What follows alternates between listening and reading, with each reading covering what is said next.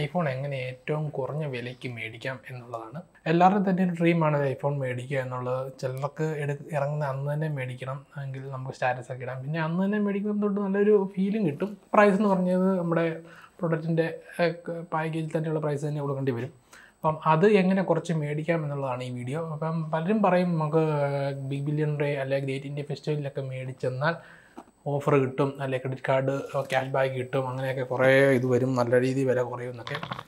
അതും ശരിയാണ്, ഒരു കണക്കിന് കുറേയൊക്കെ ശരിയാണ്. പക്ഷേ അതിലുമൊക്കെ അങ്ങനെ വരുമ്പോഴത്തേക്കും നമുക്ക് ശരിക്കും പറഞ്ഞാൽ കഴിഞ്ഞ കൊല്ലത്തെ, അതായത് 50 അല്ല, നമുക്ക് ഏറ്റവും ലേറ്റസ്റ്റ് വേർഷനൊന്നും അങ്ങനെ വില കുറച്ച് കിട്ടത്തില്ല. ഇപ്പോൾ കഴിഞ്ഞ കൊല്ലം ഇറങ്ങിയ മോഡൽ ഈ കൊല്ലം മേടിക്കും. ഇപ്പോൾ 16 ഇറങ്ങിയില്ല, 15 ഈ കൊല്ലം മേടിക്കാൻ സാധിക്കും.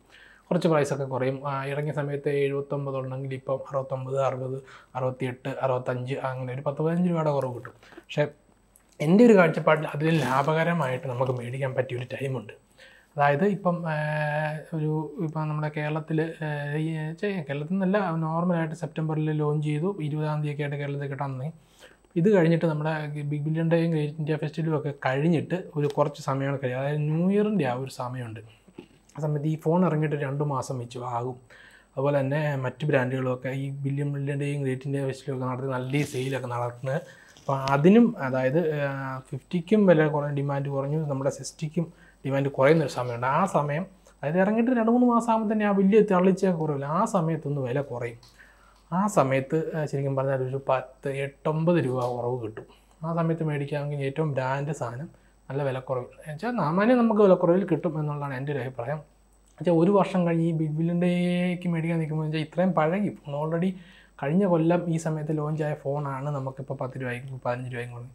അതിലും നല്ലതാണ് ഒരു 3 മാസം, അതായത് ഇപ്പോൾ ഇറങ്ങുന്ന ഈ ഐഫോൺ 60 അല്ലെ 16 Pro Max അങ്ങനെ മോഡലുകൾ എല്ലാത്തിനും തന്നെ ഒരു 10 രൂപ 15 12 രൂപയുടെയൊക്കെ കുറവ് ഉറപ്പായിട്ടും നമുക്കൊരു ന്യൂ ഇയറിന് മുമ്പായിട്ട്, ഡിസംബർ അല്ല ന്യൂ ഇയർ കഴിഞ്ഞിട്ടോ, ഇപ്പം സെപ്റ്റംബർ, ഒക്ടോബർ, നവംബർ, ഡിസംബർ 3 മാസം അല്ല 3.5 മാസം വ്യത്യാസം നമുക്ക് മേടിക്കാൻ സാധിക്കും എന്നുള്ളതാണ്.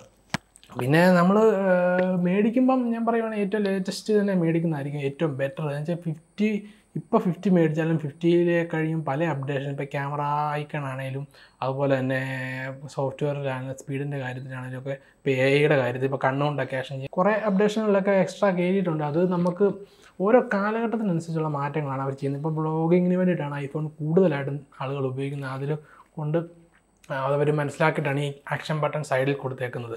അതുപോലെ തന്നെ നമ്മുടെ AI ഫീച്ചറുകളൊക്കെ ധാരാളം കൊടുത്തേക്കുന്നു. അതുപോലെ ഓരോ കാലം വെച്ചാൽ സോഷ്യൽ മീഡിയയ്ക്ക് അതുപോലെ ആക്റ്റീവായി ആളുകൾ കൂടുതലായി ഇൻസ്റ്റാഗ്രാമിലേക്കും ഫേസ്ബുക്കിലേക്കും ഒക്കെ കയറാൻ തുടങ്ങി. കഴിഞ്ഞ കൊല്ലം ഈ സമയത്ത് ഉണ്ടായിരുന്ന ഇൻസ്റ്റാഗ്രാം അക്കൗണ്ടിൻ്റെ ഇരട്ടിയായിരിക്കും ഇപ്പോൾ ഇൻസ്റ്റാഗ്രാമിലെ അക്കൗണ്ടുകളുടെ എണ്ണം. അത് അങ്ങനെ അപ്പോൾ അത് തന്നെ ഒരു വലിയ വ്യത്യാസമല്ല. അതുപോലെ തന്നെ കഴിഞ്ഞ കൊല്ലം ഇൻസ്റ്റാഗ്രാമിലോ അല്ലെങ്കിൽ യൂട്യൂബിലോ ഒക്കെ ഇല്ലാത്ത കുറേ ഫീച്ചർ ഇപ്പോൾ ഇൻസ്റ്റാഗ്രാമിൽ ലൈവായിട്ട് അവിടെ ഇട്ട് നമുക്ക് വീഡിയോ എഡിറ്റ് ചെയ്യാനുള്ള സൗകര്യങ്ങൾ, അങ്ങനെ കുറേ ഫീച്ചറുകളൊക്കെ വന്നിട്ടുണ്ട്. അപ്പോൾ അതിനനുസരിച്ച് മാറ്റിയിട്ടാണ് ഇവർ ഫോണുകൾ ലോഞ്ച് ചെയ്യുന്നത്.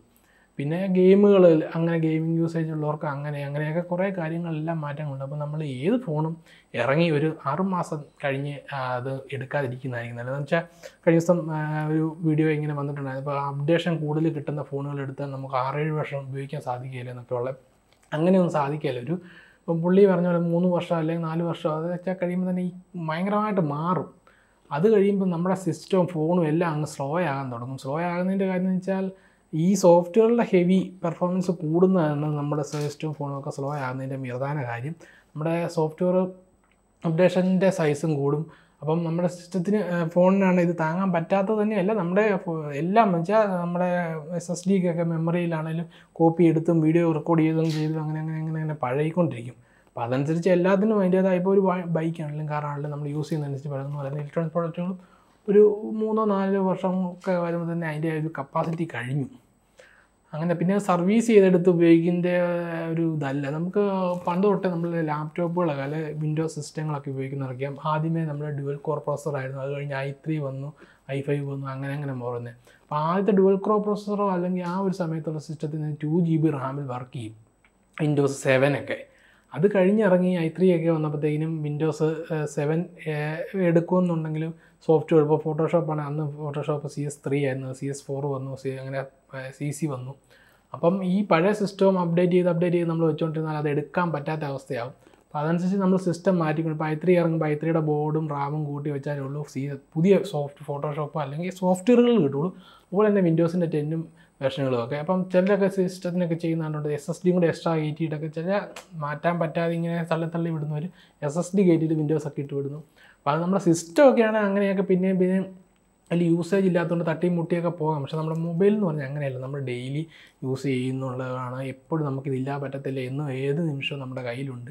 അങ്ങനെ ഒരു കാലഘട്ടത്തിൽ 2-3 വർഷമൊക്കെ വെച്ചാൽ നമ്മൾ പറ്റുന്ന ഒരു പീരീഡിൽ തന്നെ ഉപയോഗം അനുസരിച്ച് മാറ്റിക്കൊണ്ടിരിക്കുക. ഏറ്റവും പറ്റുവാണെങ്കിൽ ഇപ്പം നമുക്ക് 2 വർഷം അല്ലെങ്കിൽ 2.5 വർഷം തന്നെ ആകുമ്പോൾ തന്നെ നമ്മുടെ ആ ഒരു കാലഘട്ടം കഴിഞ്ഞു, ആ ഒരു ഫോണിൻ്റെ കാലഘട്ടം കഴിഞ്ഞു. ഇപ്പം ഇറങ്ങുന്ന സോഫ്റ്റ്വെയറുകൾ ഉപയോഗിക്കാനെന്നുള്ള പരുവത്തിലാണ് അത് ഇറക്കുന്നത്. അല്ലെ അത് 2 കൊല്ലം കഴിയുമ്പോൾ അതിൻ്റെ കാലഘട്ടം കഴിഞ്ഞു, നമ്മുടെ ഫോണിൻ്റെ സ്പെക്കും ഡൗൺ ആയി. അപ്പോൾ എക്സ്ചേഞ്ച് ചെയ്തിട്ട് അടുത്ത് എടുക്കുക എന്നുള്ളതാണ് അതിൻ്റെ മാർഗ്ഗം. ഇപ്പോൾ എല്ലാവർക്കും പറ്റും പ്രായോഗികമായിട്ട് നടക്കുമല്ലോ, നടക്കുന്നവരുണ്ട്, ഉപയോഗമുള്ളവരുണ്ട്, നല്ല രീതിയിൽ ഉപയോഗിക്കുന്നവരുണ്ട്, അവർക്കൊക്കെ നടക്കും.